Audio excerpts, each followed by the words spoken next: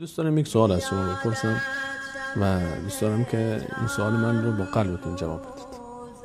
اگر امیدوارم، نمیگم اگر، انشاءالله همین ما روز قیامت رسول الله صلی الله علیه و سلم رو ملاقات کنیم.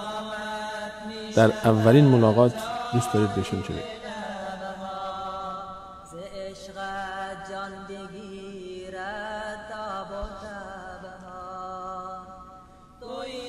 من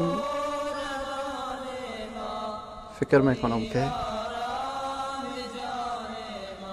اگر در دنیا پیامبر اکرم صلی الله علیه وسلم رو ببینم،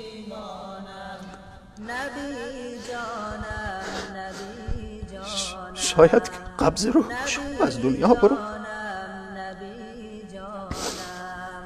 و اگر در آخرت پیامبر رو ببینم، جز دیدار پیامبر اکرم صلی الله علیه وسلم دیگه هیچ چیزی طلب نخواهد کرد.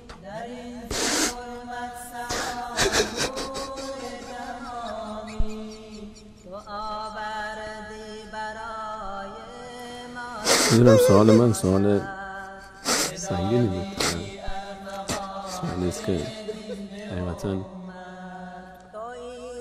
برای ما مسلمان ها همه تصور اون لحظه تصوری است که واقعا یک روز این اتفاق میفته.